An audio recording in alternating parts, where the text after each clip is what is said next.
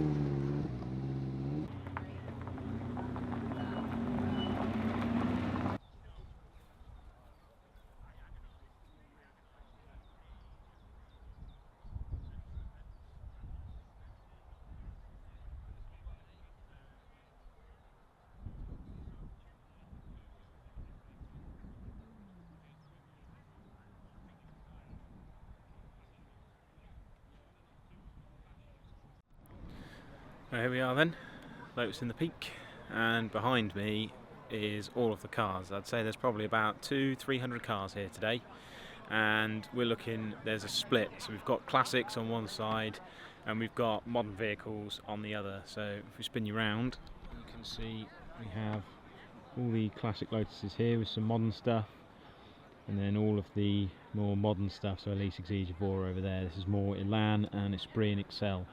So we'll go for a little gander and try and find some cool cars. There are some kicking around, so we'll talk you around my picks. Then we've got to decide on a car of the day. Go get some tea and biscuits and see how we get on. So this is one of my cars of the show. It's a 2010 Exige 260 Cup, and it's a pretty special edition that they did right at the end of the Series 2 Exige. You can see it's got the full deck rear spoiler, it's got these super lightweight 5-spoke alloys, it's got some bespoke stickering on the back, carbon everything, carbon spoiler, deck, roof.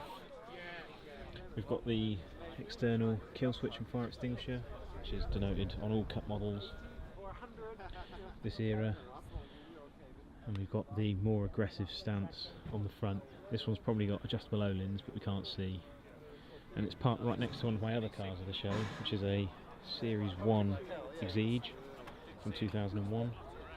This one's finished in solar yellow, and yeah, these are just wicked cars. Super tiny intakes, VHPD K series, 190 horsepower, really cammy, and just all round really cool. So these are some of my favourite cars of the show, but we'll continue searching for the one.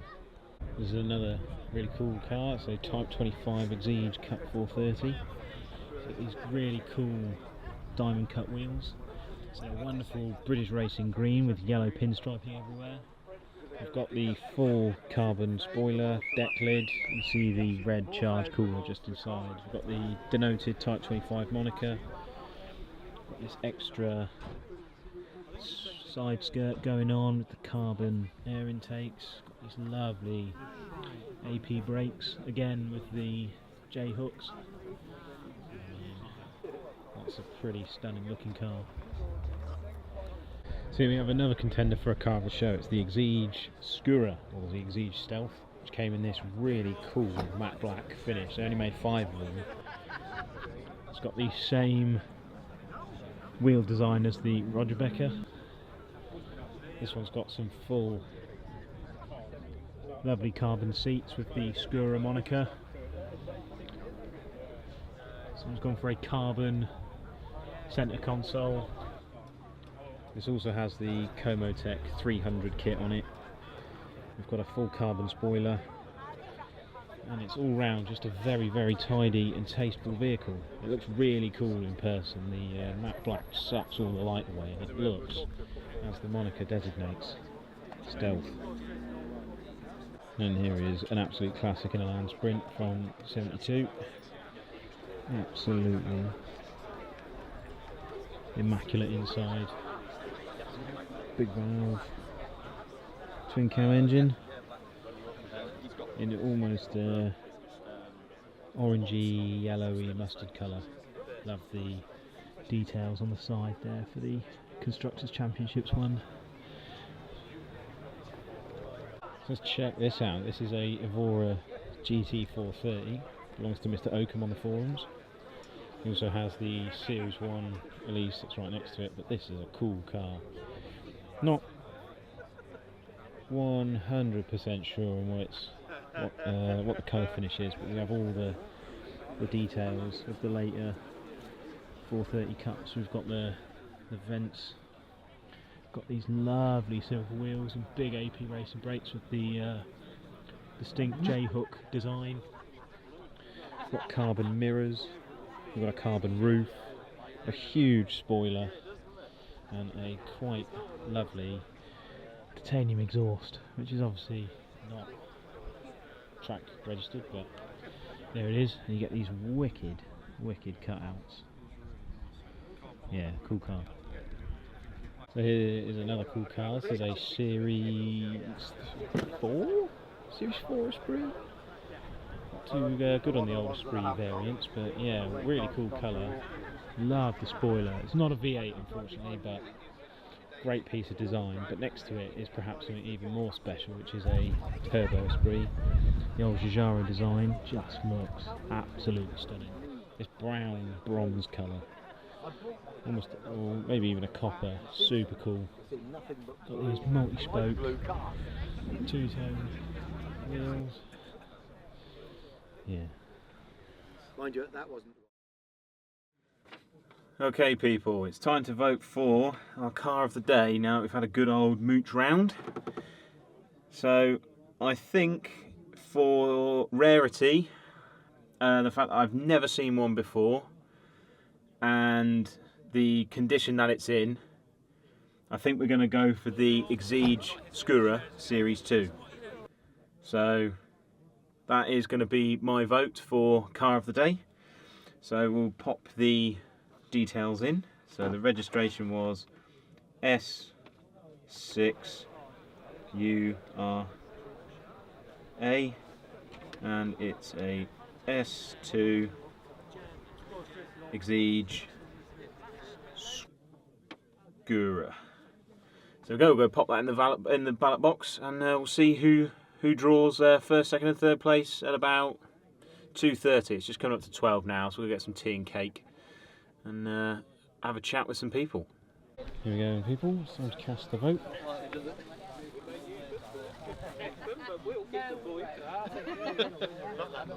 Oh, well, today might be your lucky day. Okay, people. So it would appear that people are starting to leave a bit earlier in the day. So we're going to try and film some of the cars leaving just up there. Hopefully, people keep it in the realms of the law, but make it interesting enough for some good video. Whilst we're waiting for the draw and stuff, they appear to have run out of cake, so looks like we're not really going to be snacking too much. But there we go.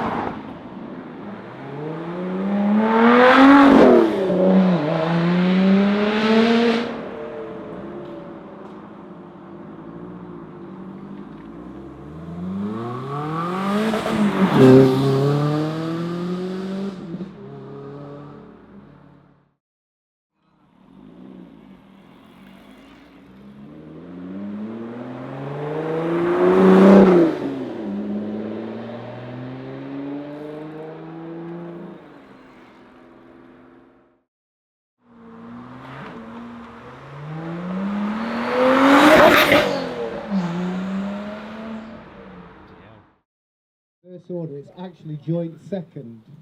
2 cars in joint second. Unfortunately, the owners of both of these cars have now already left. I don't mean shuffled off this mortal coil, I mean they've gone home. One of them is Mark with the black Skura S2 Exige, if people remember seeing that. Very, very nice car and extraordinarily clean. So, raised up. I'm going to take it to him on behalf of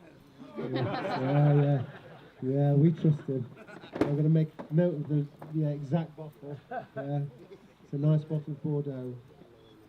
And then the other car, joint second place, was the Copperfire Turbo Esprit. I don't know the name of the gentleman that owns that car. Unfortunately, that one's a little bit more difficult, so I'm not sending that in the post to him. The winner, I think the owner of this car is actually here. Yay! Yay! By good fortune. And it is the Lotus Elan Sprint XRB 932L. He's not even paying attention, look. XRB 932L. Yay!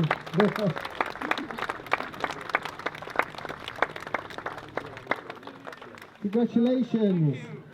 Always nice to win a popular vote. Thank you very much. Well, there you have it, ladies and gentlemen. That is the event over. As for my opinion of the results for the car of the day, I think the Elan Sprint that won the event was probably a worthy winner. It was absolutely immaculate. It had this lovely orangey paintwork, as you've seen before. Just everything about that car was just, it almost had like a ground up restoration. So a very deserving winner. And the Exige Skura that I voted for obviously was a joint second place. So I think that's, yeah, that was a worthy second. Someone in a frog-eyed sprites is broken there. So all in all, a great event. I want to give a big shout out to the guys from the forum who've worked hard to put this event together. So big Raymondo, Dean for running the auctions, Rich for helping set up, and other people that I've failed to mention. So thank you very much, everyone. And it was really lovely to meet some new faces and see some familiar ones as well. So we're just on our way home now from the event. Got a fuel stop at MLOC to make, and we'll reflect a bit more later on. So on reflection then, is Lotus at the Peak an event worth attending? I think absolutely yes. I think the quality of the cars, the roads, and you know, the people, it's just a fantastic event. It's a definite must attend for all Lotus owners, as well as people who don't own a Lotus as well. I think you'd be doing yourself a massive disservice to not come and see the grand procession and things like that. I think if you're going to do it, if you are going to do Lotus in the Peak as a Lotus owner, I think you need to do the full hog and make a whole weekend out of it. Due to other life events, I've only been able to make it up on the Sunday, and I feel like I've missed out on so much of the camaraderie and the event. So on the Friday they've got an evening barbecue, you know, which is a nice place to go and meet some people, have some good food. Then on the Saturday, different people in the club organise little runs to just poodle around the peaks and do some stuff with people that you like, or to go meet some, again, more new people. Then on the Sunday, I think it's definitely worth getting out on one of the runs. Depending on if you're fast or slow paced, there are runs for you. And then you all meet at the Thornbridge, some estate place where everyone parks up, and then you do this big grand procession to the event, which yeah, is quite a sight to behold. Actually, having, you know, 200 Lotuses turn up at a small sports field in rural Peak District, it's pretty cool. So definitely, as a car enthusiast and a Lotus owner, get Lotus in the Peak on your calendar if you haven't already. And I want to give a shout out to Rod in the laser blue Exige, who was next to me, and I've forgotten your name, I'm very sorry, but to the lad who has the white Elise Cup like this one, but with the Como Tech kit, he started to convince me that maybe that's the path for this car in the near future, but we will have to see. So thank you very much for watching, everyone. Do hope you enjoyed today's video. It's a bit of a short one, but hopefully it gives you some flavour as to what Lotus in the Peak is like. and we'll see you for the next one, which is going to be a year roundup of the ownership, costs and experience of this very lease. I've had it for exactly 1 year now, and it's time we do a cost roundup to tell you how much it costs to run one of these things. So subscribe if you're new, and we'll see you for the next one. Cheers.